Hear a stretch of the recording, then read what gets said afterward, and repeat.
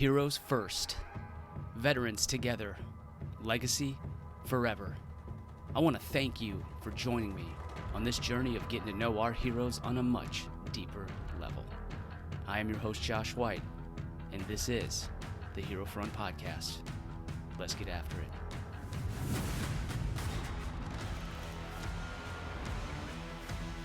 What's going on, everyone? Josh White here. Thank you for listening to this episode from the bottom of my heart and spending this quality time with me and my friend, MSgt Oris Key, today. Let me tell you a little bit about Sergeant Key before we roll right into his episode. So he is a dedicated and detail-oriented professional with several years of combined experience in change management, leadership development, and diversity and inclusion. Successful at leading and directing a diverse workforce to attain results in an efficient manner. Well-developed written communication skills facilitate team coordination while simultaneously maintaining strong relationships across all levels of an organization. So I know he started off as a security forces airman. He retrained into the medical group. And I don't know a whole lot about his past. I can just tell you about how he is right now. He has an incredible character. He's full of wisdom and knowledge. And he has been such a great mentor in my life. So I know you're going to really enjoy this episode. Some of the topics that we hit on include introspective thought, which is very, very interesting, and I highly recommend you listen to that part in particular. We talk about social media impact. Is it toxic? Is it not toxic? Is it helping the world, or is it making it a worse place? Would we be better off without it? Very interesting topic there. What professional development should look like. He talks about a lot of the pitfalls of the current professional development. He gives his thoughts on what PME should look like. We also talk about toxic leaders, what makes them tick and how to deal with them, and the future of the Air Force as a whole. You're not going to want to miss this with my good friend, MSgt Oris Key. Let's roll right into it. First, putting you through the Hero's Gauntlet. You might have heard me do this on other episodes. It's 3 questions that you didn't prepare for that I'm going to think about right here, right now, on the spot, tailored just for you. And we're going to roll with those 3 questions first. Okay. Are you ready? Yeah, I'm ready. All right. So question number 1 is, if you could talk to any historical figure that is no longer living today, and you could have lunch with them and just pick their brain and learn everything about them, who would that person be? Yeah, so it's funny you asked me that, because I got a couple book ideas. And one of them is A Cup of Coffee is like the title of the book. But it's 50 people I would want to sit down to have a cup of coffee with. You're kidding me. Right? I'm not kidding. Right. And so, and I actually have a list on my phone, so I'm going to pull that up. So the idea was that I start making this list, right? And then, really it would develop into why that person even made the list. So I got 15 names here. You ready? Yeah. Okay. So number 1, Jesus Christ. I mean, right? I think if you were to talk to Jesus Christ, the world would end at that point. So I'm pretty sure you said people that are no longer here. So that's 1. Number 2, Stephen Hawking. He was supposed to have passed away like 20 years ago. Right. And so he lived this full life, and yeah, he's recently passed away. And I think that would be an incredible person to pick, just with his knowledge of the universe. Right. I mean, he was one of a kind, Right. So, okay, I'm going to run through the rest like rapid fire. You ready? Got it. Mahatma Gandhi, Albert Einstein, Coretta Scott King, Abraham Lincoln, Julius Caesar, Pope Francis, Huey Newton, Will Smith, Oprah Winfrey, Denzel Washington, Marcus Luttrell, Condoleezza Rice, Sean Carter. That's 15. Dang, that's good. Yeah. That's a solid list. Yeah. I think if I would pick anyone from your list, I'd pick Denzel Washington and Oprah. Yeah. Oprah's got some banger quotes out there. She really does. And I like what she's doing as of late with she's got a different show where she sits down at her home one-on-one with people. I haven't watched it yet, but it's on my list of things to do. She sat down with Brene Brown to talk about her new book, which I am currently reading. I can't get through it fast enough. Yeah, that the cover is just amazing on that book. Yeah. I like it when I'm not really a big quantitative person, but the way in the book, she like quantifies emotions, right? And says that there are 87 different emotions and experiences, human experiences, right? I can't think of 87 emotions, right? Or it's an experience that leads to an emotion. And so like there was one section, I won't tell you which section it is, but there was one section in there to where I'm highlighting, things that stand out. And I highlighted 2 pages in a row. Oh, wow. Yeah, I'm a fan of hers anyway. But yeah, it's a really good book so far. I'm about halfway through it. That's awesome. Yeah, I saw it at a bookstore, but it was like $50. So I was like, I might wait a hot minute for that. But yeah, it's an amazing looking book. Tons of content in there. And I listened to one of her podcasts about the book, and it sounds super interesting. She put like her heart and soul into it, and I think she co-authored it. I think there's other people who contributed to it, right? Yeah, she's got like a whole research team, and so she pulled all of these different psychologists and social workers and different doctors and different disciplines, but and they all did independent research because when they started, they had over 100 different types of emotions and experiences. And they narrowed it down to, I think, 87. And I don't want to give the book away for anybody who's going to read it, but the way she wrote it, I'll say this last thing. She wrote it like, like how some features on a map are more important than others, so they're more noticeable. Mm-hmm. Right? Like if you're looking at the United States, like the state name is bigger in lettering. And so she wrote the book in the same way. It's like she pulled paraphrases out of the book, and so the whole page is just this 10-letter quote, right? And these really big bold letters and I thought that was really fascinating. Like, yeah. I love it when people get creative and just put their own spin on something. Right. She's not following the architect of writing a book. Like she's like, let's make these bigger because they're more important. Like, why not? Right. I love that. Yeah, she talks about her obsession with maps, and she mentions it in every book, and that she's a map maker and a traveler. Nice. And so, and that that makes for slow travel, right? It's like you're making your map as you're traveling. But I love her work. I've written or read, I think this is book number 4. Like I wrote Rise and Dare to Lead, and then one other, Dare to Lead and something else, I forget. So on her Dare to Lead book, if you remember, I talked to Dee Dee Halfhill, who is featured in that book. So one person removed from Brene Brown. Yeah. I talked to someone from her inner circle who is a certified coach through her own program. Right. And blown away, man. Absolutely blown away. I mean, she's basically like one of her proteges, Right. And so to talk to Dee Dee Halfhill, she's doing big things, man. She's just got that different perspective. You know what I mean? Where just everything she tells me, I'm just like wanting to take notes on, and it was so cool.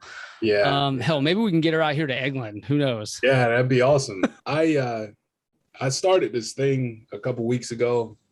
So I just started reaching out to different professionals, right? And I'm surprised at the type of responses that I've gotten.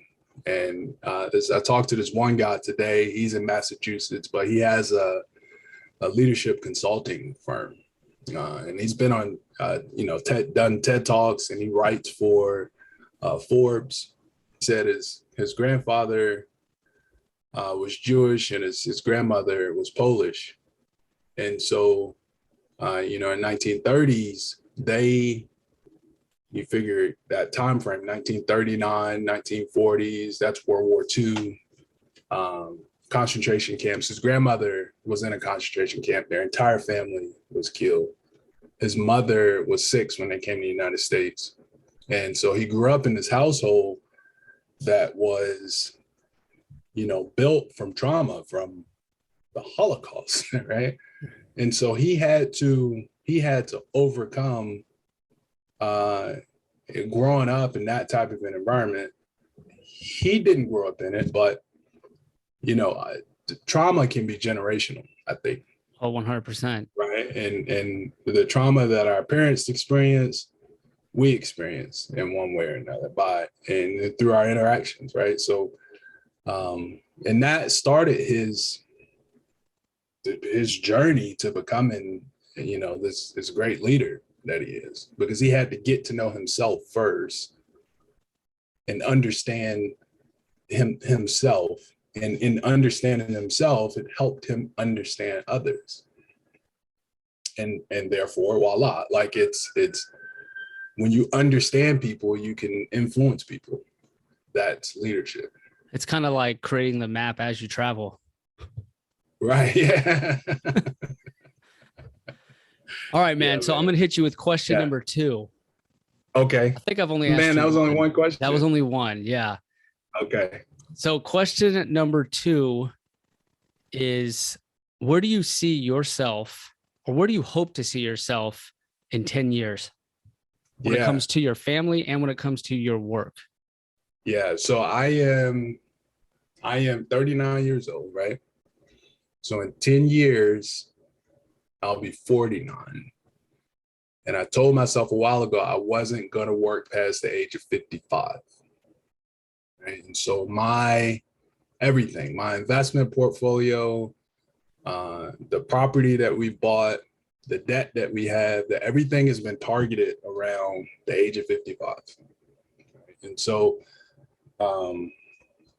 if I had a genie lamp, right, like I would pull down all the capital that I needed to be able to invest, right? And then I would spend the rest of my life traveling the world and doing philanthropy, right? It's like, being born in Detroit, right? Like Detroit has its own, it has a legacy of history to it, right? You think about how wealthy that city was at one point in the automotive industry, the music industry. And now it looks like something from Mad Max in some places, right? Just a bunch of abandoned buildings and trash all over the place. And it's sad, right? And then you go a city over to Flint, Michigan, and they don't even have potable drinking water. We're not in some sub-Saharan country. This is the United States, right? It's crazy. And so when I think about philanthropy, I think about places like that at home. And then when I think about abroad, not that I need to necessarily go abroad, because, God knows there's enough places in the United States that could use a little bit of help. Definitely. So in 10 years, it's kind of where I see myself. I've considered starting a business, but it's all to have enough capital to make a big enough investment to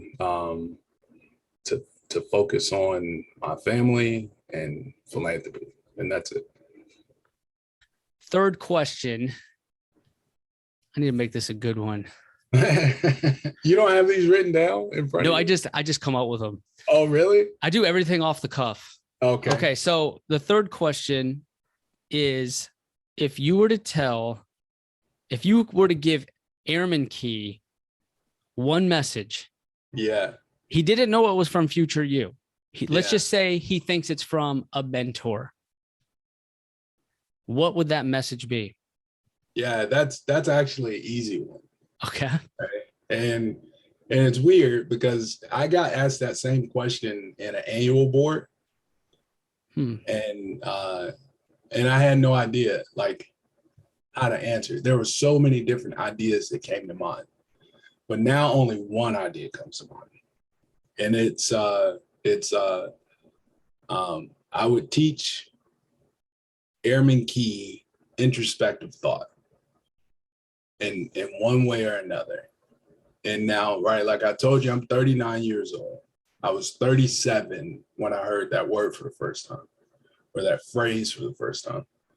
And like all it is, I've heard it described in different ways, and people's process of thinking introspectively is different. But the way that I do it is you're examining why, right? But why do I think the way that I do? Why do I feel the way that I do? Why do I act the way that I do? Or why are my actions, right?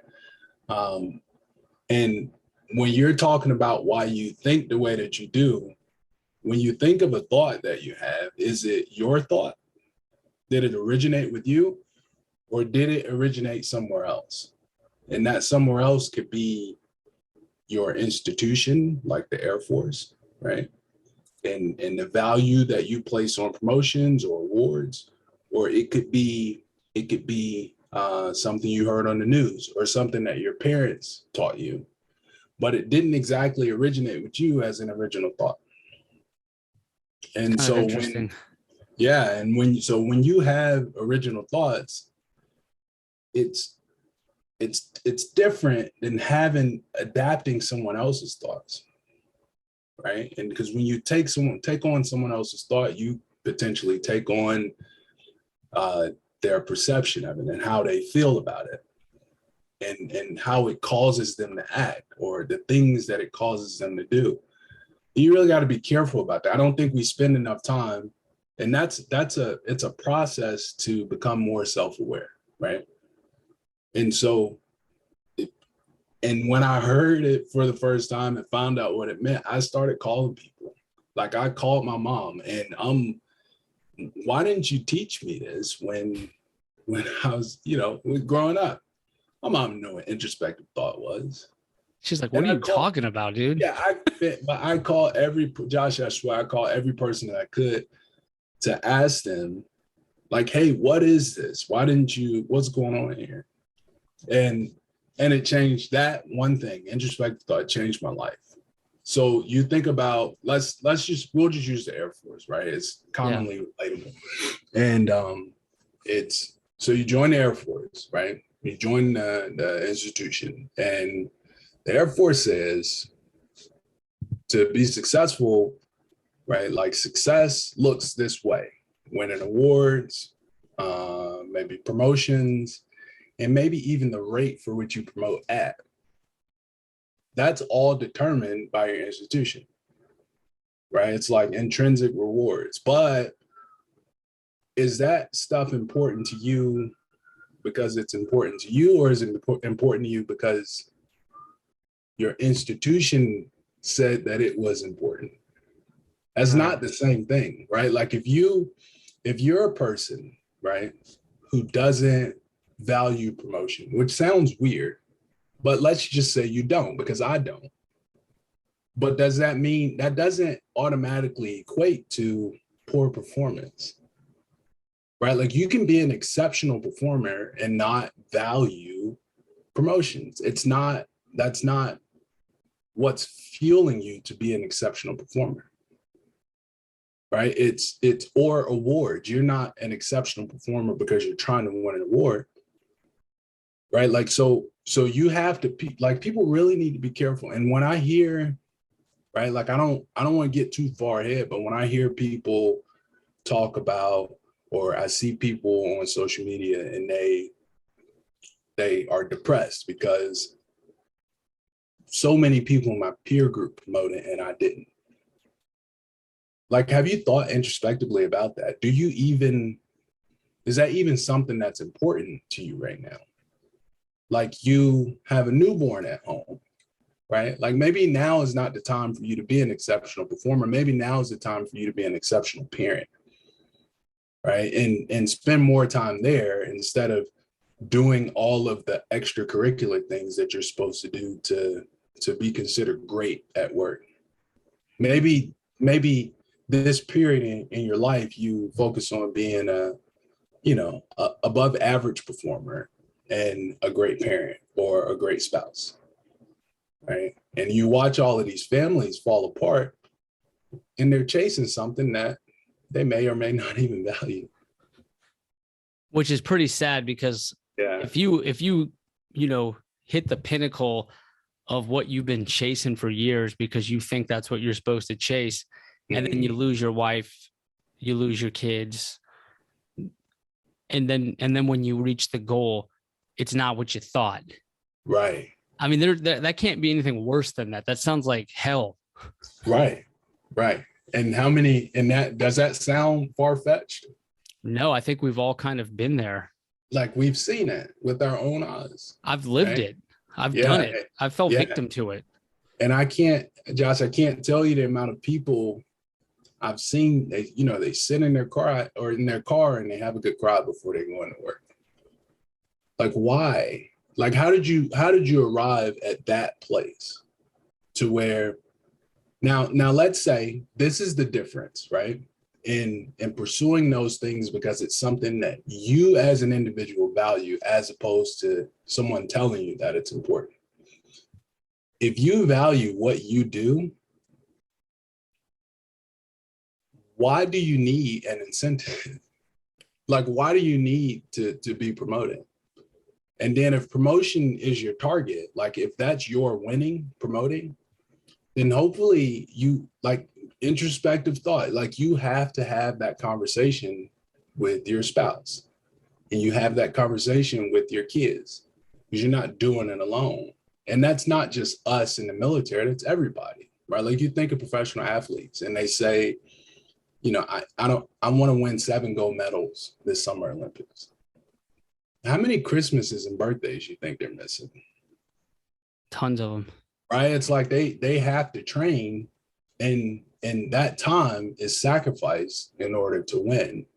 And so it's the same thing. If command chief is your version of winning, or chief master sergeant in the Air Force is your version of winning, then be willing to sacrifice those things because we know it to be necessary.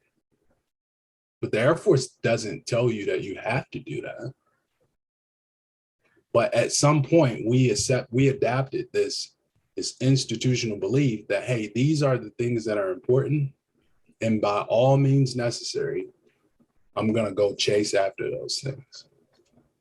And I think it's sad, man. It is. It's painful.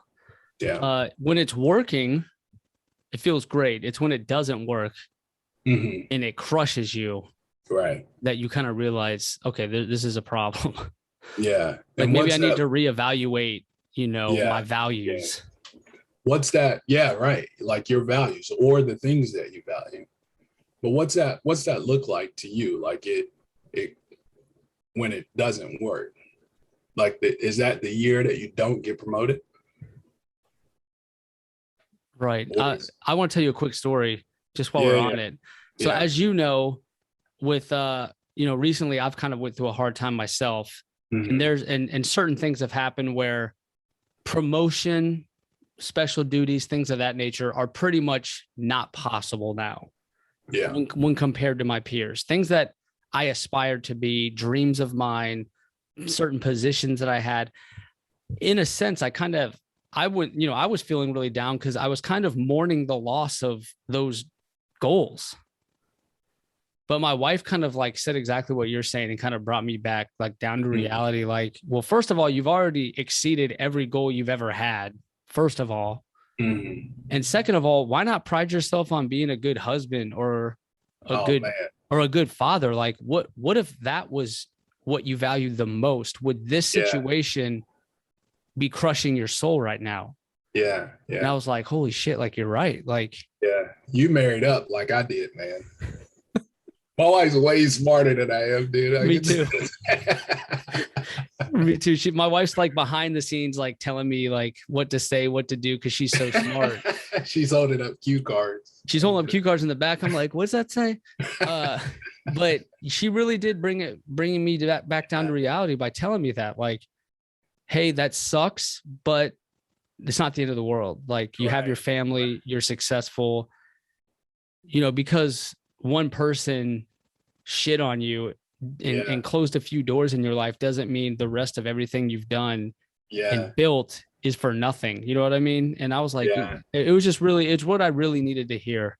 So I saw something I think you might appreciate. It's a quote, right? It says toxic people only change their victims, never themselves. Remember that. Wow. Yeah, I thought that was interesting when I saw it. That is very powerful. Holy cow. Like the more I think about it, the more it makes sense. Yeah. Damn. Yeah, I think your wife was on the money, right? And I'm fortunate enough that, my wife was, I would come home and it was the same thing.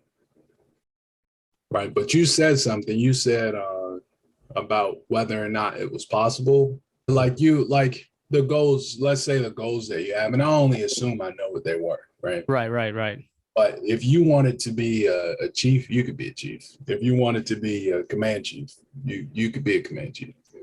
Like, I don't think you have enough legs in your career to where you could do that, right?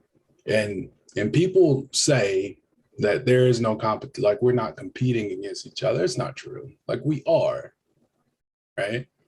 And it just stays within certain lines, right? Like, we have our own swim lanes, but we're still competing against each other. I'm not competing against a defender for a strike, at least not now, but I may compete against that defender for a star if I wanted to be a command chief, right? And so the further you go up, the more your swim lanes just converge together. But you absolutely, you got plenty of time and plenty of legs. Whether or not it's something that you want, though, I think that's the question. Yeah, I guess that talk with my wife and the situation in general gave me a moment to reevaluate what I really want in my life.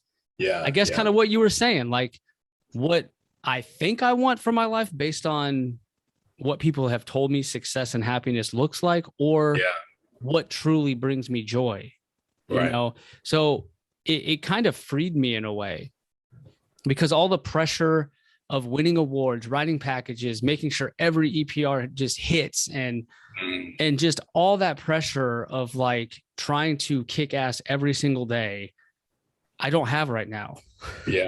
I'm really just trying to have a good day and trying to help my team and trying to help them grow, and just trying to enjoy my life. Right. I'm not caught up in the rat race. Right. And so it kind of was freeing. Right. Now I can just be me, and I can just enjoy my time and be the best master sergeant I can be. And try to leave the Air Force in good hands as I, kick ass these last 3 years, just being myself. Yeah. No, I like it, man. And what would make me happy? Well, my kids make me happy, like you would not believe. And my wife makes me happy, right? And so that's where I want to be. And if that means we wait 10 years to buy a boat, well, then we just wait 10 years to buy a boat, right? Like, it's not, life is great, man. Like, it really is. Yeah. Yeah. We need to pause and smell the roses sometimes versus, staying on the treadmill, on the rat race, chasing something we may never attain. Yeah. While missing out on what's going around us right now. Right. You know what I mean? We're kind of wired that way, and we have to pause and like chill with that sometimes. Yeah. Like, that's where gratitude comes in, being thankful, thinking about the things you have in life, what you've worked for, how far you've come. Right. All those things are super important. But hey, man, what I want to tell you first and foremost, after you went through the hero's gauntlet, sometimes I do that and it's over in like 2 minutes. Yeah. And then one time, yours was pretty long, but with Dee Dee Halfhill, her entire episode was those 3 questions. The gauntlet. So I never know what's going to happen. Yeah. We can go off on some crazy pass with that, but Yeah. You successfully went through the gauntlet. You had fantastic answers. Thank you. I learned a lot from your answers. Good. And I want to first thank you for being the first Team Eglin person to come on Hero Front. And I say that because I've talked to, a lot of people know that I'm doing this here, right? And a lot of people have, asked me questions, kind of like they're interested in coming on. But because I'm physically here and it's just too close, I don't know. But every time I'm about to do one with someone that is stationed here at the last minute, they're like, "Nah, I can't do it." I'm sorry. It's so funny, man. You're the first one to have the courage here at Team Eglin to be on Hero Front. So thank you for that. First and foremost. Sure. No, thank you for having me. Like we need these connections, Josh. People, I'll tell you something that I heard recently and then I'll be quiet, right? We are in this period to where we have so much in this country that it's not unreasonable for people to think that we don't need each other, right? And then if you segment human history over the course of hundreds of years, right? This is the first time in 200 or 300 years that we have been in this kind of, we've created this kind of an environment for ourselves. And right. And I'll give you a good example. Like you think about like the first time you deploy, right? And I know the first time I deployed, I was in a tent and there was a person like right next to me. And then there was another person on the other side of me. And then less than 3 feet away, there was a person at the head of me, right? And you live in that constant state like all the time, and you have all of those social touch points like all the time, and you can't really get away from people. In my last deployment, it was like they call Bagram. It was like an introvert's nightmare. You could never get away from people, right? And it reminded me of, you think about like our tribal nature at one point, right? And how we lived in these groups and we had this social reliance on one another. That still exists. And I think people find comfort in being deployed for that reason. And it's like, you're in impending doom. Like there are rockets falling out of the sky for crying out loud. And how many people have you heard say, I enjoyed that more than I enjoyed being home stationed or in garrison, right? Constantly. Yeah. And it's like, why is that? Well, it's because it is so compatible with your nature, right? Like your tribal nature. It's you, that social interaction, you become, so then people come back and it's like, you're not necessarily, like people come back and they think because of how they feel, they have like PTSD or something like that. But you don't. You're just, you're more normal having experienced that and having been, it's in your DNA, right? To draw on those social experiences and benefit from that. And then you come back and it's ripped away from you. And you just have your spouse. And you're thinking to yourself, like, why do I feel this way about my spouse? Or why is it so awkward with my spouse? It's because it's just like, I don't mean to say it in a bad way, it's just your spouse, but you compare your spouse to your entire tribe, and that's different, right? And so I love doing stuff like this. Like the guy that I was saying that I talked to earlier, he's a complete stranger. I never met that guy in my life. And he's sending me an autographed copy of his book. Oh, wow. And he does a master class. It's 30 days. And he invited me to be his guest in his master class for free. That's incredible. Right. And he's going to continue to mentor me. And he knows I want to be a philanthropist and all of these different things. He's going to continue to help me develop as a leader. But man, I want to, like, I enjoy these touch points. It sucks, it's virtual, right? But it's not so different. It's better than nothing. Right, 100%. Yeah, I'm only set up for digital, unfortunately, but I do. You're a smart man. Yep. Yep. right? Yeah, And the caveman thing, man, like our ancestors, how they lived, and when we tap into that, it brings us a tremendous amount of joy, and we're yeah, familiar with it. It's kind of built in our right, DNA. right, I've only done one deployment type job. It's probably because I've bounced around so much in the Air Force. yeah, But the only one I've done is a humanitarian to the yeah, Dominican Republic, which wasn't inherently dangerous other than the fact that we had prescription meds. TDY deployment, whatever you want to call it. There's no internet. So, and we're in this beautiful, we're in a campsite and the Army runs it. So it's like a total force integration. There's no internet and there's mm, nothing to do but sports and cards. You're not on your, like, you can't be messing around on your phone. There's no internet. There's right, no one right, was on their phone. No one. yeah, I was like watching basketball games of like Airmen versus Army and like having the time of my life.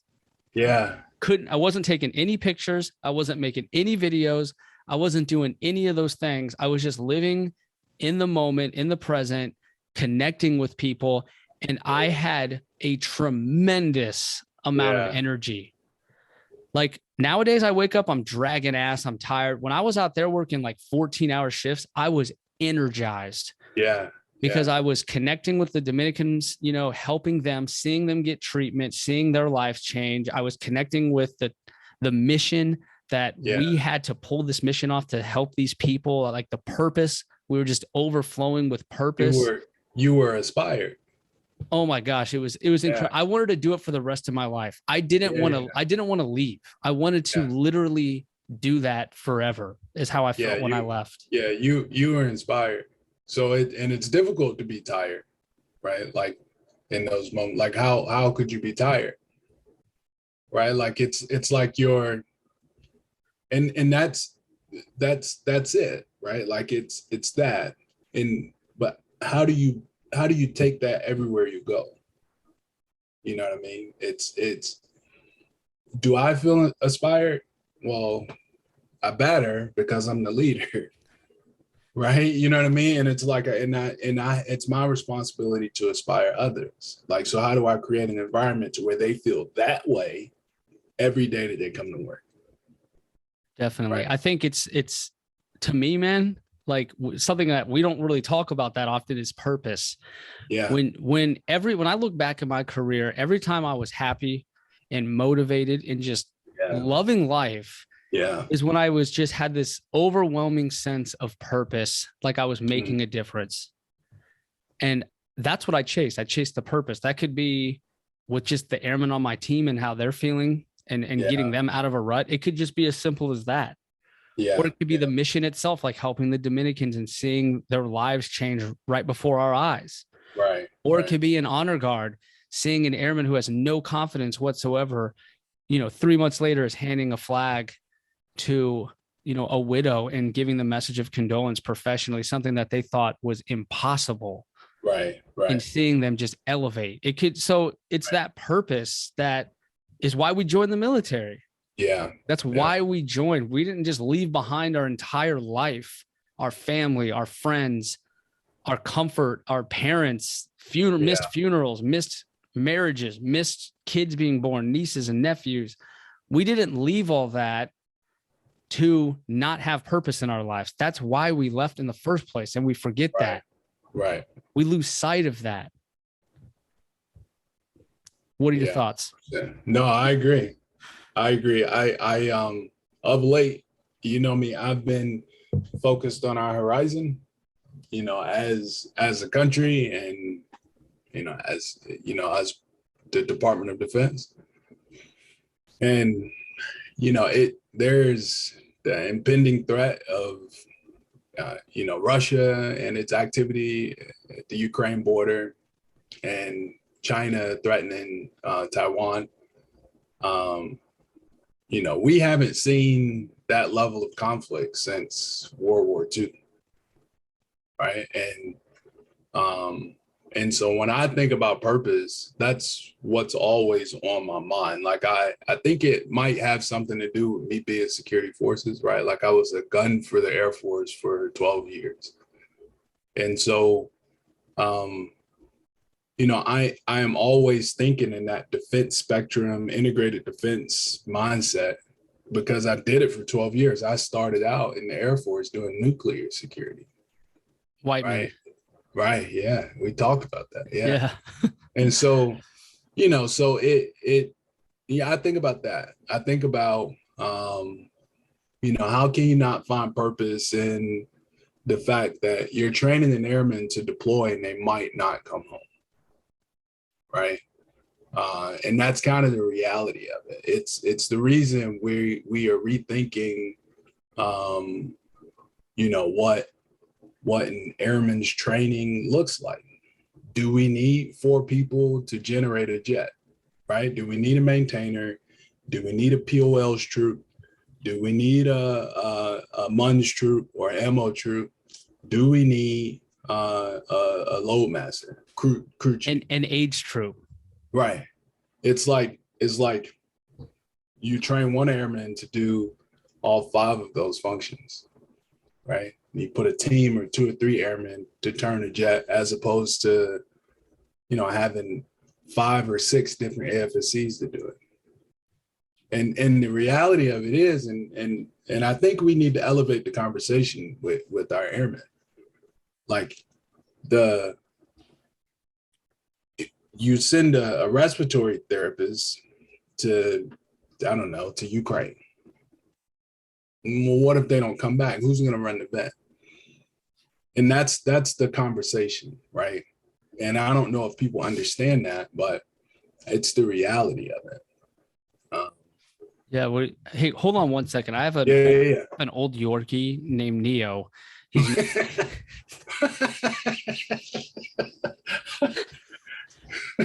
have a Yorkshire Terrier. He looks like a Wookiee. Yeah. He looks like a little baby Wookiee, and his name's Neo, and he's named after Neo from the Matrix. And he wants out of the room right now. So yeah, like the hacking and the coughing, that's him trying to bark.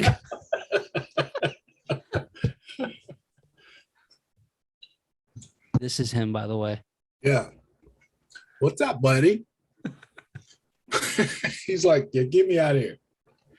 All right, man. So I wanted to talk to you about social media, because you're on LinkedIn. Yeah. Which I underestimated LinkedIn. LinkedIn is fire. LinkedIn is where it's basically the TikTok for boomers. Yeah. You got on one end of the scale, you've got LinkedIn. In the middle, 30 to 40-year-olds, you have Facebook. Yeah. And then with the young generation, you've got TikTok, and then Instagram's kind of between TikTok and Facebook. Yeah. But like, that's the spectrum. You know what I mean? Like there's kids that are only on TikTok. They're not on anything else. Yeah. Yeah. And on the opposite side, there's guys like you who are only on LinkedIn and you're on nothing else. Right. So I'm on TikTok, Instagram, Facebook, and LinkedIn now, because I realize it has I thought they overlapped, but most of them don't.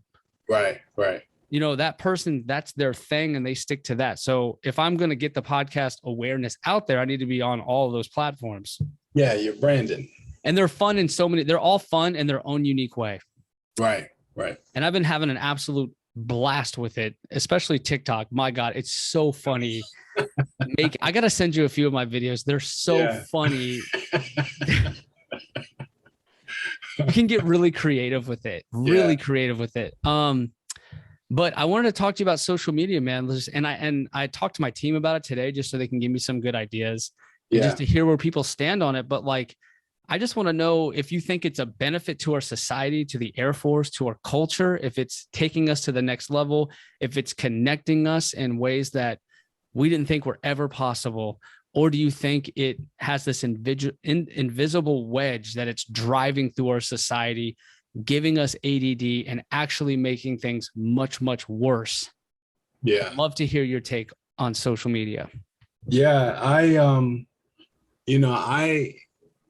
I'm not on social media. And I ask people this question like often, right? And when you think about social media, is it positive energy for you, or is it negative energy? And so it's funny because a lot of people at least that I talk to, they will identify their social media as negative energy, but they are constantly on it.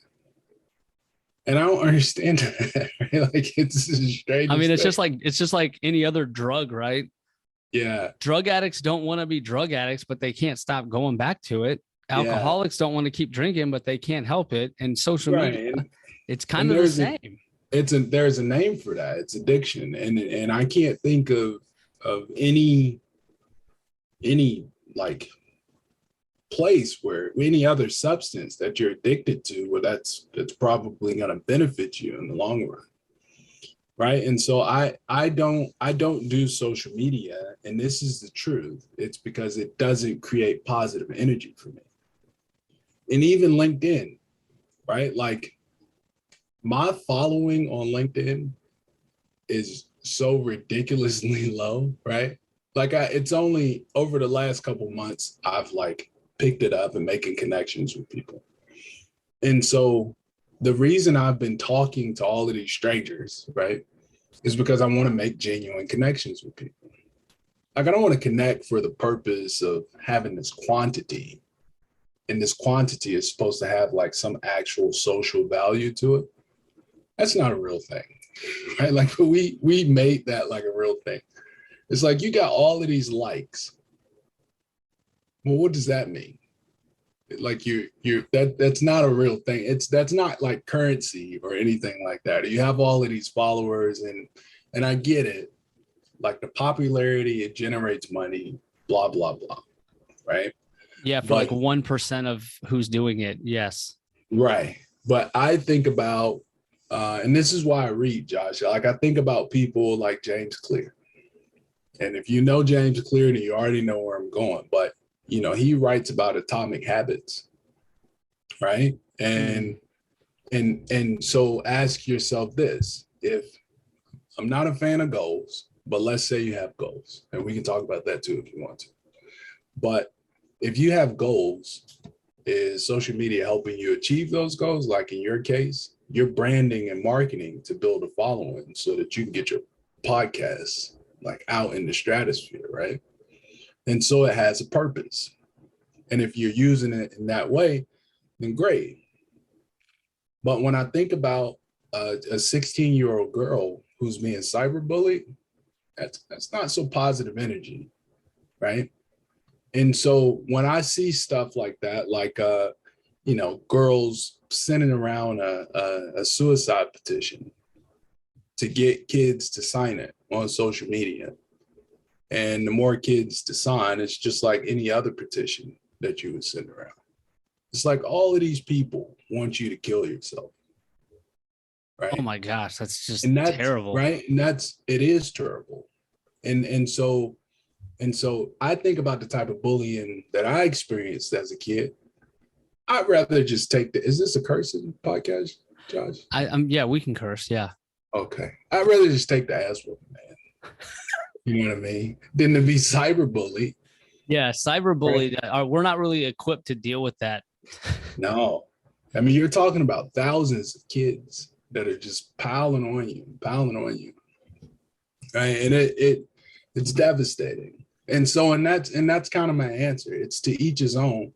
Is it positive energy for you, or is it negative energy for you? Has it ever struck you in your life as negative energy? Yeah, 100%.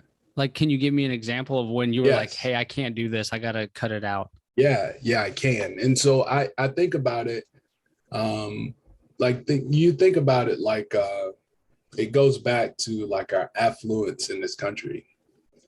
Like, people value having things so much that they'll lie about the things that they have, right? And so, like, I think about people that I know going and renting cars, like luxury cars. And now they're taking pictures with their rented luxury car like it's theirs, right? And they'll post that. Or you think about somebody who they go out on vacation, they ain't been on vacation in 5 years, but they got all of these pictures that they've taken, and now they're posting all of these pictures. Over time, it's like they are always traveling. And why do people do that? Like, I don't understand it, right? And it's like, and I'm not, and don't get me wrong, Josh, like if anybody knows me, right, I'm not making fun of anyone. I just don't understand how we got here to this space. And so I understand social media to be necessary. It has necessity to it, but using it in the wrong way. But to answer your question, it's those that, like the example that I gave you about the teenage girls, right? That's negative energy for me. And then, or to get on there and, you know, you see people, like a lot of people troll on social media, right? And they want, or you hear about like things like pile-on culture, cancel culture, and all of that stuff. Right. And cancel culture was originally, it's a great thing, right? Like, you are a piece of shit, so you should be canceled. God, you're on here and you're like, you know, just punching down on people. And yeah, well, yeah, like people should pile up on you. But then to do that just because you disagree with somebody, there's something wrong with that. Right. Yeah, And it is kind of scary. And you know, for me to be like a content creator, it scares the hell out of me. Like, I have to accept that risk anytime I put something out there that this could go south. Yeah, it could. You know what I mean? It could be totally harmless, but this one person had a problem with it. Yeah. And now it's a thing. Yeah, because they got 1 million followers. Right. They had a problem with it and now you're screwed. But you know what? It doesn't, to me, it doesn't matter, you know, what people are saying on Twitter or whatever, because it's not a real place. Like, you can say it's a real place and you can go there and congregate all you want, but that's not actually a real place. Right. And the value you think you get from your followers, that's not actually real either. I think it's the reason, and it just came to me. The reason I have a problem with it, the reason it causes me negative energy, is because I had gotten to a place to where I was using social media to help me deal with my shame and vulnerability, right? It's like, and people are doing that, Josh. When I think about shame, I think about, I'm not good enough because fill in the blank. I'm not good enough, or I don't deserve this because fill in the blank. Right. And so when you start assigning worth and value to your own life because of something that's not real, right? Like, it's measurable, but it's not real. How many followers you got, how many likes you got, or how many comments you got. Yeah, it doesn't do anything for you in the real world. Right. Nothing whatsoever. And I get you're an influencer, but what does that mean? Like, I'm an influencer too.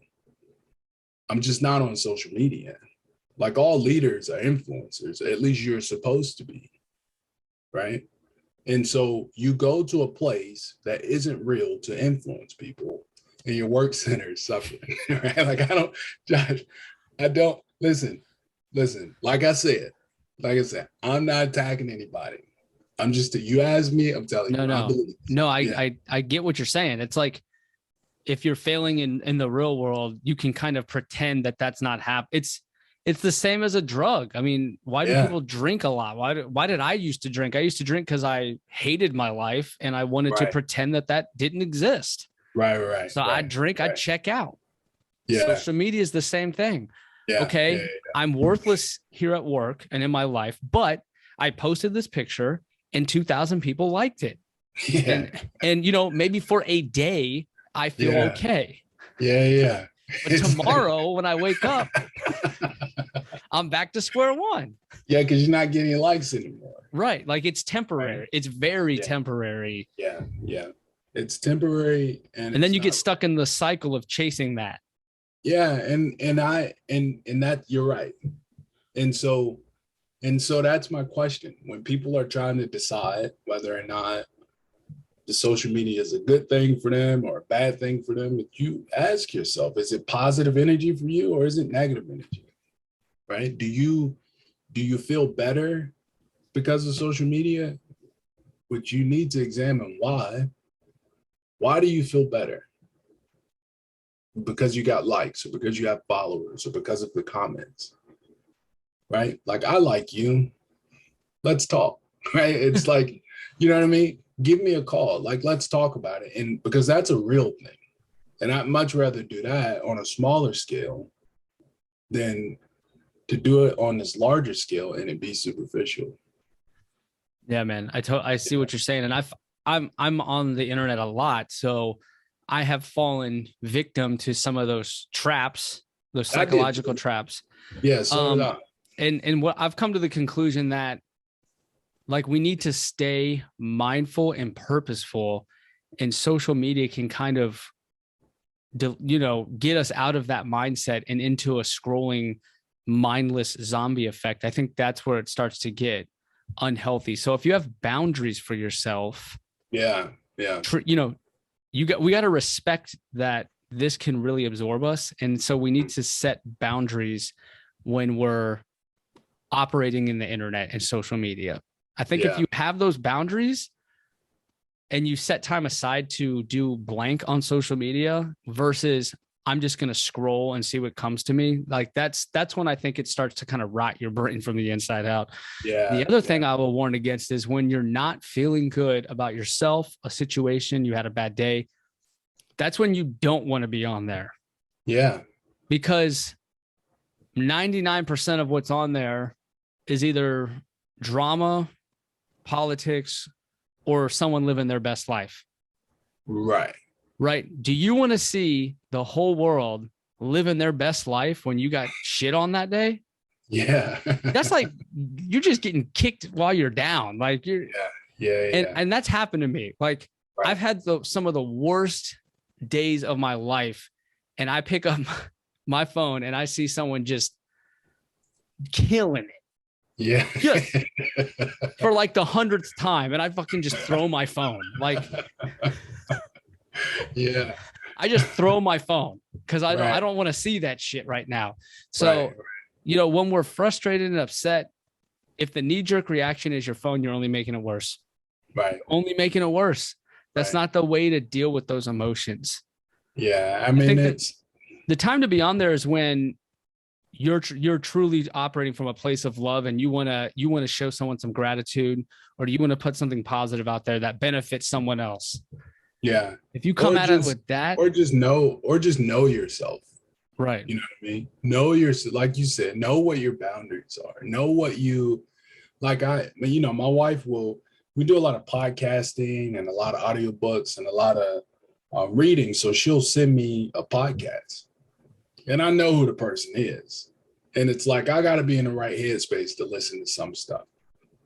And a lot of it's current events and politics and whatever. But it's like, before I listen to this person, I just got to be in the right headspace. And that's me knowing myself. You know what I mean? Because there are a lot of people, prolific speakers even, and they just spewed out negative energy. Right. And it's, so I try to remain very cognizant of that. And, I don't personally, I don't have anything against social media. It's just not for me. And right. I use LinkedIn because, it's the first thing and almost the first thing on your application nowadays. It's a living resume. Right. It's very work focused. Yeah. And so I told you I talked to, I know I keep bringing this guy up, the leadership consultant, friend of mine. Yesterday, I talked to an account executive at LinkedIn. And, we talked about LinkedIn some, but then we talked about other things in life. Like, he studied abroad over in Ireland. And so that's what it is. If I'm following this person and I have interest in this person, then I want to get to know this person. And so we had a great conversation.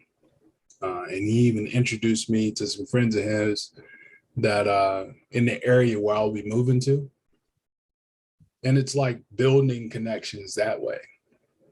And so there's nothing about LinkedIn that says, you know, you got 1,000 followers, we'll talk to 1,000 people and get to know those people. And that's just my approach.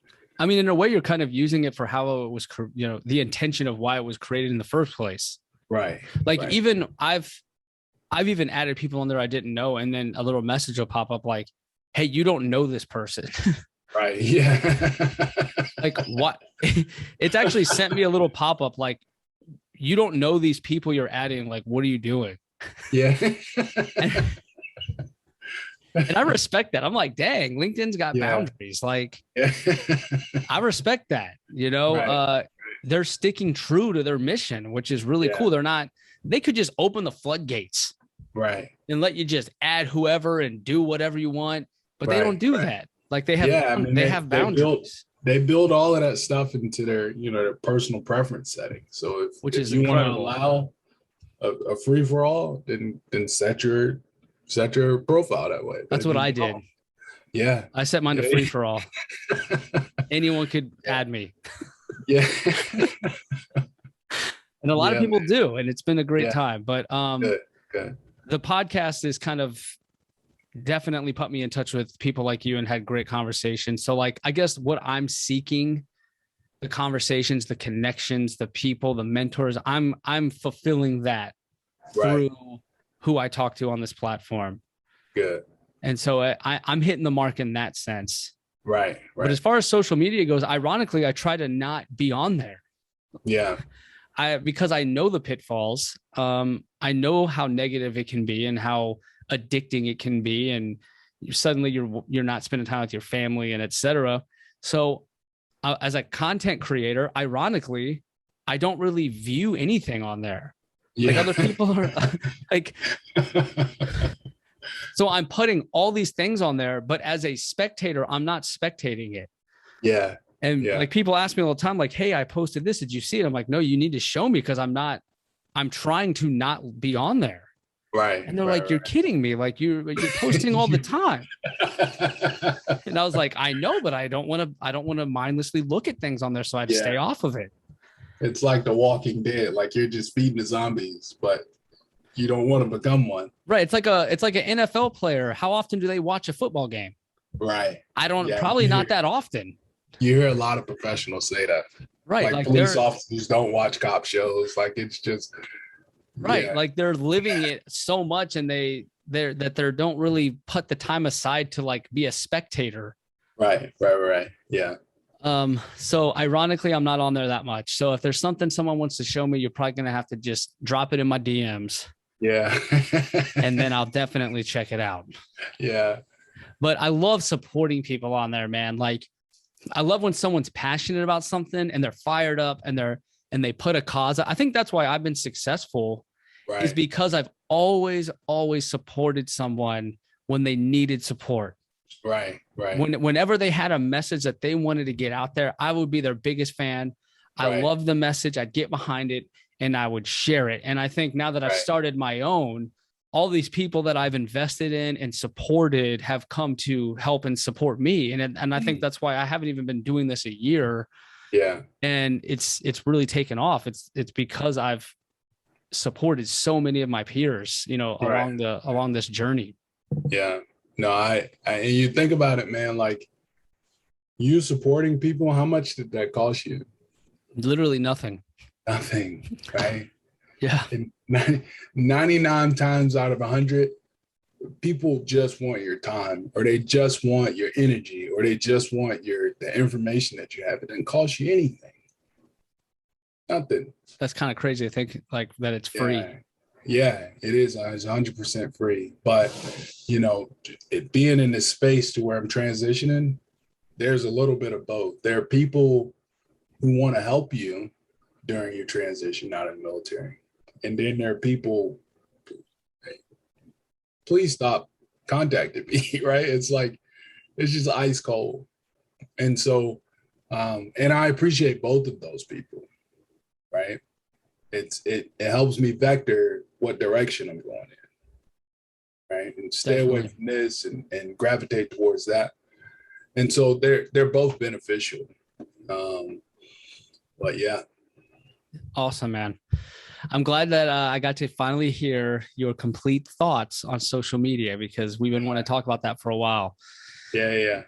Okay, so another thing that you're passionate about specifically is professional development, because Right. one thing I love about you is that you give me energy by how passionate you are about developing people, and Yeah. how far you go out of your way to make sure that that happens for people. Mm-hmm. So like even the flyer that you sent me recently, like you're still doing it. Like even though you're you're retiring soon, you have Right. no need to do this for your career. Zero. Right. Literally zero. But you're still trying to help people. And every time you have a good idea, I get super hyped about it. Because I know that you care and that you're gonna kill it. And I get to be a part of that. I get to help somehow. And it's exciting, and you're just that guy to pull these things off. And so I love that about you. I love that you never give up. You never take the easy route. Right. And you always try to help people, like from a sincere place. Yeah. So I love that about you, man. So I wanted to just hear your thoughts on like, where does that come from in you? And what kind of PME like do you hope to see more of going forward? Oh man. Don't get me started on PME, Josh. Why? Because that's the biggest grievance I have with the Air Force. Oh snap. Like, let's do it. Let's hear it. I'm not lying. So we can start there, right? And I learned this, relatively recently. I was definitely at Eglin, and I'm approaching my 3rd year when I figured this out. So it wasn't that long ago. But in enlisted PME, is 77 days. I think we've talked about that before. Like that's all you get. And what is let's do some math real quick, right? Because this is how I think. And so there are 24 hours in a day times 77 days, right? Mm-hmm. That's 1,848 hours. That's all a PME you get. And if you're lucky. If you're lucky, right? And because that's not just, that's ALS, that's NCOA, senior NCOA, and CLC, right? And what level of confidence are we expecting to gain from 1,848 hours in 30 years, right? Right? Not at once, but in 30 years. I like the days better. You start telling me hours, I start to lose track. How many days is it? 77 days. So 77 days out of a 30-year career. That's nothing. That's nothing. It's less than 2,000 hours. Like how long's a Marine boot camp? Like that's almost 77 days. I think I'm pretty sure. Like their boot camp's super long. So like just their initial introduction to their force is almost as long as 30 years for us. Well, the Ranger Training Battalion, that's 69 days of training. Wow.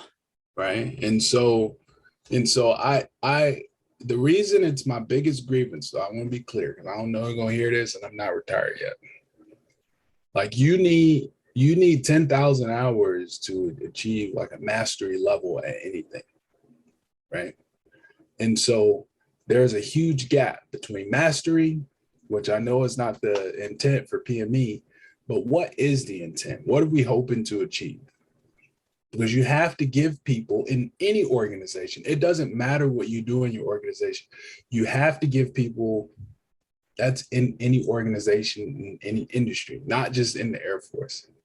People need a certain level of competence, right? And so what's that look like? What's it supposed to look like for the Air Force? And so when I think about it, that the problem is our PME, which is changing finally. It was designed for a different era of time, right? Like now we want airmen to think and be innovative, but we don't teach them to think, right? And what does innovation look like because for a lot of Silicon Valley companies, there's a lot of waste associated with innovation. Like you try things, it doesn't work, you throw it away. That costs a lot of money, right? And so we have, for whatever reason, adopted this idea of innovation, but we are significantly under-resourced, but rightfully so, because we've allocated our resources to the front line. And what's on the other side of that front line? Russia and China, right? And so I get that, but it's critically important that we build some level of competence for our airmen, our foundational competencies. What things must you be able to do? And I think thinking is one of those. And because when we go to, let's say I don't know, Russia attacks Ukraine, that can happen tonight, right, Josh? Like they're on the border with tanks and whatnot. And so they attack and we deploy, right? And then as soon as we do that, let's just say we're playing a war game, right? And as soon as we do that, because now we're occupied with Ukraine and Russia, now China sees that as an ideal opportunity to attack Taiwan, right? And so, and are we currently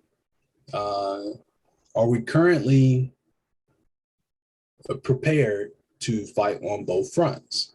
Well, I think that's debatable, right? Mm-hmm. And so what do you need to be successful? You need airmen that can think and problem solve, right? And so, and innovate, right? And so when the lights are out, and I think of the lights, I'm talking about like satellite uplink, right? Like GPS.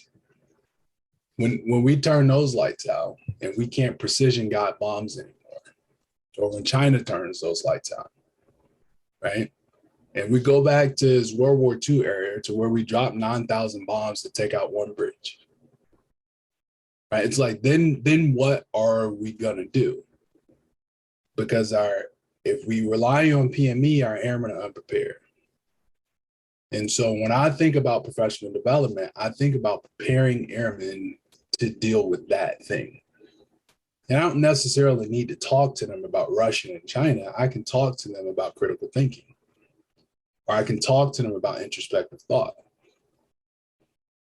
right? And that's what it comes down to. It's like, how well do you know yourself? Because when you're 10,000 feet in the air on a pedestal, and you need to jump from that point to the next point, if you don't judge that well because you don't know yourself well enough, you're going to fall to your doom, right? And you falling could be the difference between us maintaining the sovereignty of this country and us losing it, right? And so I care about professional development for that reason. I'm still doing it because I'm still a citizen in this country. And when I'm sitting on my porch and drinking coffee, or when I'm out fishing, you know, I hope our airmen do a good job. It's important that they do a good job, right? And so there's this disconnect between like our leaders and our airmen, and what our leaders are thinking and what our airmen are thinking. But they should be thinking the same thing, right? Like it's important that we have like a shared consciousness about what we're trying to do, right? Like, and if everybody has a shared consciousness, they have some form of a foundational competency, right? But like, you know, at a minimum, they can do these things well. They don't need to teach it, they got it. Because you think about it, like think about the med group as an example, right? It's how much time do we spend talking about things that should be foundational competencies. Like seeing a patient shouldn't be discussed. It doesn't need to be discussed. We do it every day. It should be a foundational competency. An airman should be able to get a patient from A, walking through the front door, through the clinic. The patient should be able to get their meds, go to lab, go to radiology, get admitted, or go home seamlessly, like without conversation. But things break down and they happen all in between. And we got to talk about it, problem solve it every day. It's because our folks, they don't have that stuff should be a part of your foundation. It drives me crazy. Yeah, I know what you're talking about. I've met airmen that have none of that competency, and they're relying solely on what everyone else is telling them to do. Yeah. And it is kind of scary when you see that, Mm-hmm. you know, when you think, well, in this safe environment, that's fine, I guess. But in an environment that's dangerous, it's not fine. It's not good. You know, now you're kind of a liability. Right. But then on the flip side, I've met airmen who are the opposite. I've met airmen who have a gift at operating on their own feet and having this different perspective where they've even elevated my mindset. Yeah. And we need more of that. Right. That truly knowing yourself and problem solving confidently. Right. And not panicking and looking for someone else to tell you what to do. Yeah. And that's kind of a part of our program now, is that there's a talent acquisitions piece in there. And we're head hunting that person, right? And then you look at it like this person, they have the foundational stuff. Okay, so what else can we equip them with to make them more lethal, right? And that's where we're focused on now. It's like your high performers, they shouldn't be, they need to be given more, right? It's like more opportunity because they're high performers. And they can get bored. And so we focus on those, or you don't retain them, right? It's like we need everybody, right? Like, it's not what I'm saying. Like, we need high performers and low performers, but low performers need one thing. High performers need something different. And we're only talking about 40% of the formation, because most people, you look at that bell curve, they're in the middle of that 60%. They're neither high nor low performers. You're just average. The EPR may not say that, but they're average, right? And maybe that's for a reason, like we were talking about before. Maybe they're starting a family, or maybe that airman just had a baby, or maybe that airman just got a divorce. And so average performance is okay, right? Definitely. And so like, everybody needs to be cultivated. High performers need different things. Low performers need different things. Average performers, right? Like, they need different things. Like, I think about it. You think about like Jocko Willings. Like, I love all of his books, but in his leadership strategy and tactics book specifically, he compares leadership to like a fine woodworker, right? And I do a lot of woodwork, right? So I instantly, it resonated with me what he was saying. But like, modern times, all woodworking is machinery. And back in the day, to be a good craftsman, like, you were working by hand with tools, right? You roll out this leather satchel thing, right? Mm-hmm. You got all these different tools in there. Chisels and files and right. And depending on what type of species of wood you were working with, like, you needed a different tool. And so some wood's harder, like your oaks, right? And some wood's softer, like pines. And you could be working with 2 pieces of pine or 2 pieces of oak, and you can't exactly apply the same tool in the same way. And that's leadership, right? It's like, you have to understand your people well enough to know which types of tools they need, right? And what type of application they need. You got to meet people where they are, from A to Z. And if you're the type of leader, you can only lead A through D where you're failing your people. What about everybody else? Like E through Z, they need you too. They probably need you more. But I see it too much in my own peer group. They want to lead the high performers, and everybody else, well, just get to work, or you need to do better. Right. It's almost like the easy way out. Right. It is the easy way out. But you're failing as a leader. We talk about those, like those toxic leaders, right? It's a prime example. How on earth could there be a toxic leader? Like, you're supposed to be cultivating an environment where people can thrive. What is a toxic leader to you? Yeah. So this is our last topic, by the way, because I gauge our time on the battery life of my laptop. Okay. Your X axis and your Y, right? And so here's your field. And then I'm stealing this from Simon Sinek, right? But there are low performers and then there are high performers, right? On your X axis. And then on your Y axis, there's low trust and then there's high trust, right? And he talks about this from, he said he was working with a group of Navy SEALs doing like leadership training. And he asked them, how do you decide who makes SEAL Team 6? Because these guys are the best of the best, right? And so on that spectrum, they started talking about how they value the different members of the team. Where do you fall in that spectrum? Toxic leaders are high and left. They're high performers with no trust value. They can't be trusted, right?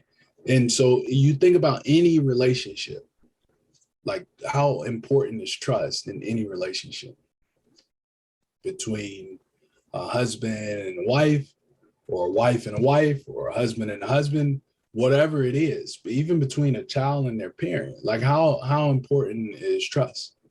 You think about your supervisor and your subordinate, right? Like everybody's got a bag.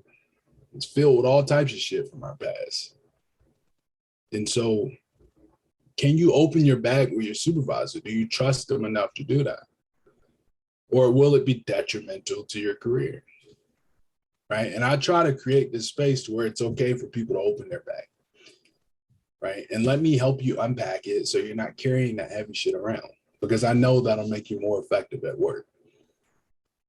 Right. It's almost like the toxic leader is focused on the short-term goals. What they're focused on, they're focused on results and performance, because they're a high performer. So that's what they see. And the problem, but like investing in people, having them, trust you, in the long run, that could turn a 6-year career into a 25-year career. Right. Because they were able to understand themselves, trust the leaders around them, feel supported, and kind of grow at this, as they're going through their years in the military, they're growing.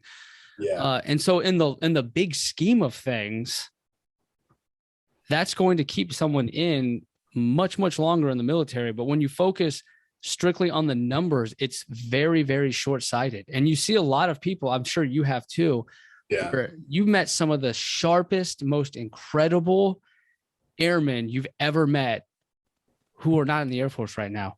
Yeah. And you're like, how am I here when I was like mediocre? Yeah. How am I here? But these airmen aren't in the military anymore. Like, what went wrong? What happened? How did we lose them? Yeah. Yeah. I think it's the toxic leader approach is how we lost them. Who do we think about it? Who do we promote? Like, we promote high performers. True. And we don't measure trust. Not really. Right. And so every now and then you get a high performer that can't make that leap from being a high performer to creating high performers. People struggle with that leap, Josh. Right. And it's like, okay, I was a high performer. How can I teach someone how to do that? And you're either really good at it or you suck at it. And so you would think if you were self-aware enough, you would know what types of things you needed to change about yourself to become a high performer. Right. And that's the difference. It's like a toxic leader demands that its subordinates be high performers. That's not what I demand. I'm not a toxic leader. I would consider if I had to title myself as a leader, I'm probably a servant leader. I don't want you to be a high performer. I want you to perform at your best, whatever that is, right? If it's lifting 2 pounds today and lifting 2.5 pounds tomorrow, perfect. Because the day after that, I'm going to show you how to lift 3 pounds. And then before you know it, you're going to be, like you said, that airman and honor guard. You're going to be doing something that you didn't think was possible. Right. And you've made so many social deposits into that person to where you can ask them to do anything. I need you to run through that wall. And they'll do it. Right. And that's, to me, that's what it's all about. But we're missing that somewhere. Well, and it's probably because we only get 77 days of PME. Yeah, I like how you tie that back to that. Yeah, it's my biggest grievance with the Air Force, man. So what would you change about it? I'm just curious. Like if Chief Bass said, "Hey, Key, I want you to fix PME. Whatever you say goes. I trust you." How does that look to you? Well, they're doing it. The Air Force is already doing it, right? Everything's changing and everything is in sync, right? Like you think about MGA, like the 4 major graded areas. Mm-hmm. And so we've been reporting our performance as an organization to higher authorities using MGA, right? Now the AQL, or the Airmen Leadership Qualities, ALQ, the thing that's supposed to be attached to our new performance feedback, mm-hmm. right? Guess what format that's in? The MGA, right? And it's all the same thing. It's those qualities is what the Air Force has determined is important, right? And so we got to shift to that.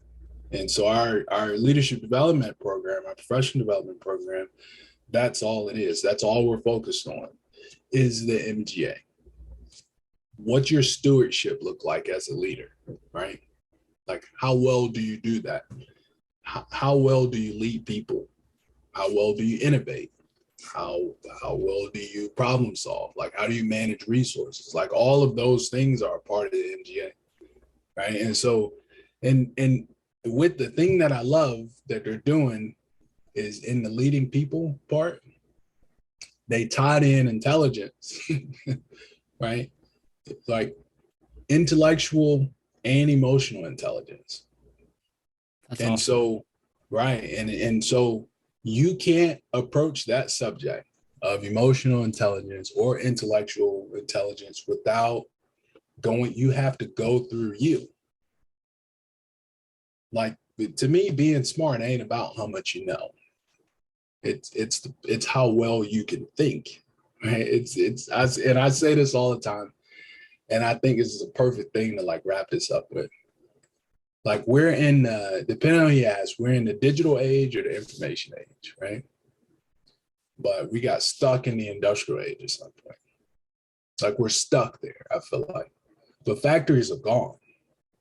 And we talked about Detroit. Detroit is in the state that it's in because factories are gone, right? And so with us being in the digital age, you don't need to memorize things anymore because you can just look it up, right? So schools should change the way they're teaching their kids. We can talk about that in another episode, right? Because it's not about memory anymore, but seriously, if information for maybe the first time in human history is this accessible, you think we'd just be tripping over scholars. That's like true. We would just be stumbling all over brilliant people. Right. But that's not what it's about. It's like thinking requires that you evaluate information, right? Through logic and reasoning. And there are different types of logic and reasoning. Like there's deductive, inductive, abductive. And then you think about like divergent, right? Like a kid, any child that can speak can apply divergent logic way better than you can, because they don't understand all of the rules that society has told us was important. So right, like you ask a kid, how many uses can you get out of a paperclip? They will double the amount of uses that you can come up with, right? Wow. It's because they don't think of a paperclip as a small thing. Like, what if the paperclip was 200 feet tall? Then what could you do with it? Right. So you use logic and reasoning to evaluate information, right?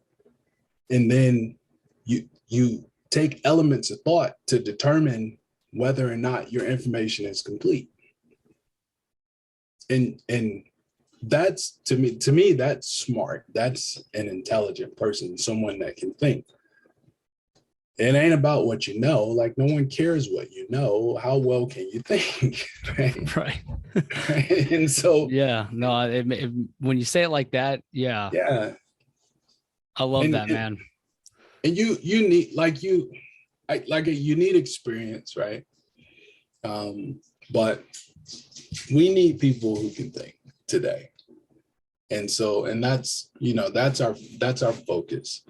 When you got a new problem that we've never seen before, right? Like, I mean, we've seen epidemics before, or like in our generation, though, we hadn't seen anything like COVID before. And that's why we handled it so poorly. It's definitely kicked our butt. Yeah, if we had more people that could think, and that's not an indictment of anybody. Like, nobody knew what this thing was or what we should do about it. Right. And there were so many different opinions, like, which one do you pick? But that's if there's anything that's significant, it's that. Definitely, man. Yeah. I love your perspective. Thank you so much. Yeah, man. I mean, from the first time I ever met you in the top 3 meeting, how tall are you? 6'4". So you're 6'4". I'm 5'6". So obviously, you struck me as this very tall, big dude. Yeah. Wasn't really, you're kind of quiet in the meeting. Yeah. Wasn't really sure what to think of you. But then when you did speak, man, it just hit different.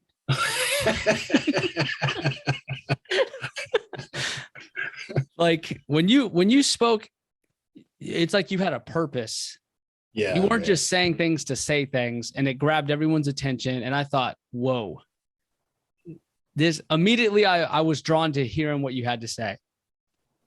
And you have just been such a blessing in my life. I mean, if I'm being honest, you were there when I needed you, when I had no one to talk to, when I had the weight of the world on my shoulders, felt like I was going to snap at any damn minute.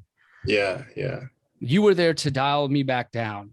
Yeah. And I remember even one of the worst conversations I had at work, you texted me, but did you die? And like, I had to laugh at that. Like, I was mad, but then when I saw that, like, I started laughing. Yeah. And that's the ER in me, man. Well, my point is, man, you're just an awesome person because you come from a place of love and kindness, and it's really truly who you are, with nothing to gain. You're not in it to be successful for yourself. You're in it because you truly care about people, and that's why people are drawn to you, because we pick up on that when someone's coming from a place of sincerity. We are drawn to that. I'm drawn to that, and you've always fired me up. You've always had my back. Especially when I needed a friend and I needed a mentor. And so I just wanted to thank you for being that person for me. For real. Yeah. Thank you. I appreciate that, man. That's awesome. And thank you for having the courage to be the first Team Eglin. I've been doing this for almost a year, like 10, 11 months. Yeah. And in a year's time, you are the first Team Eglin person that has had the courage to come on Hero Front and drop some knowledge. So I thank you for that as well. Yeah, you're welcome, man. We should really stick it to him and do a part 2. We're going to do a part 2 because we didn't even hit all of our topics. I couldn't even get, we were stuck in the gauntlet for 30 minutes. All right, man. So I usually like to ask if there's any final thoughts or any final words that you would have, the guests would have for anyone listening to the very end. No, I think,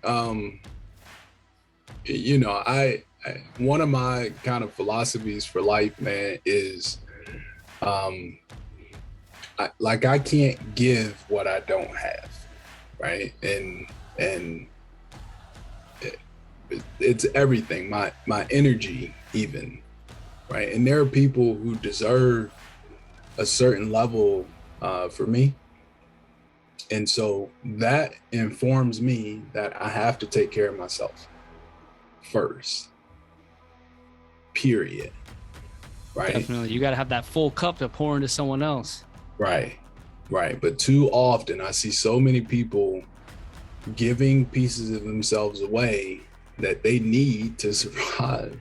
And you don't have to. You shouldn't. That's not a good idea. But yeah, that's kind of just a philosophy that I didn't have at one point in my life.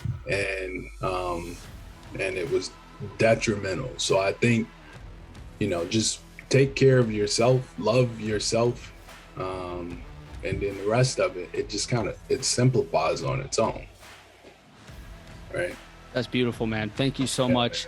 Yeah. So for anyone listening this long, we thank you from the bottom of our heart. I hope that anyone listening got as much joy as I did from talking to my good friend, MSgt Oris Key. And so with that, we are signing off. What's up, Hero Front fam? Josh here. And I just wanted to thank you from the bottom of my heart for listening to that episode in its entirety. I owe you a hug. And the next time I see you, let me know how many hugs I owe you and we'll get after it. Before you turn me off, though, I want you to subscribe on YouTube to the Hero Front Podcast and give me a 5-star rating on Facebook or Apple Podcasts. It would be much, much appreciated to get your love and support. Again, thank you from the bottom of my heart for joining us on this Hero Front journey. And I will see you on the next episode. Let's get after it.